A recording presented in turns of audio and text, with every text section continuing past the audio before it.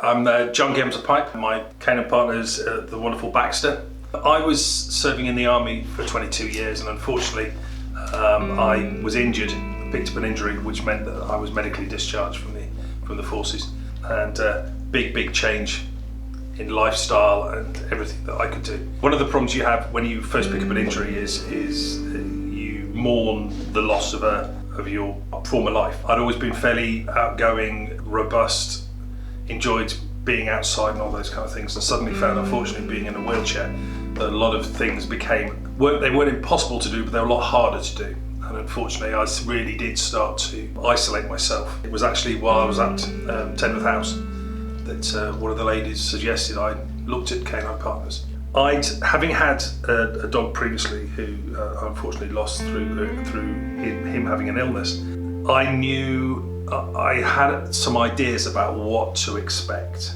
I had Toby before for about three and a half years, and he saved my life. I'll be completely honest about that. He completely saved my life.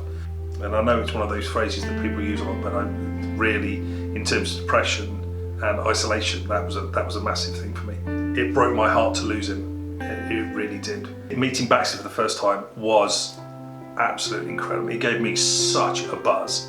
One of the great things about having the canine partners is that you end up doing things which you need to do because you're looking after a dog, but it's also massively beneficial to you. Getting out in the fresh air, on a regular basis is not something that, if you've got any kind of disability, you might want to do because you feel it's too difficult, it's going to hurt, all the rest of it. But actually, everybody always says, all the advice that you get here at Tedworth House with Help for Heroes is get into society, get back in there, link back in, start living the life that you've now got, irrespective of where you're coming from. Things like going to Waterloo Station, which is my idea of hell.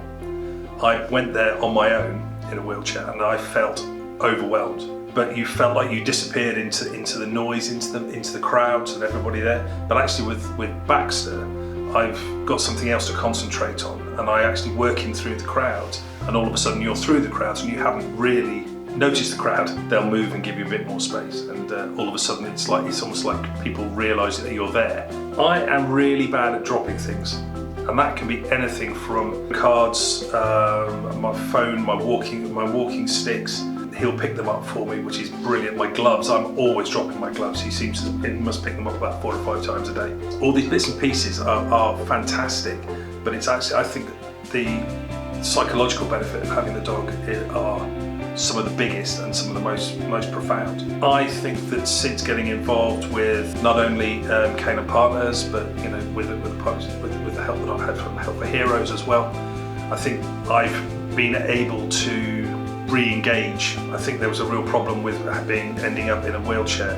I felt very much separated, and I felt like everything was too difficult. With Baxter, I don't think that there's anything I can't do. It's nice because all of a sudden you're not hiding away, you're actually standing out a bit more. I don't feel like I need to get somebody to come with me to give me that little bit of confidence boost of being out and about. He is so much a part of me that whatever I'm going to do will have him involved in it. I can't see anything that I do in the future not involving him. These dogs are incredible, and the tagline, Amazing Dogs Transforming Lives for Canine Partners, is not just a tagline. It's all done with such an air of love and positivity. It is infectious, and you end up with an absolutely amazing dog who changes my life on a daily basis.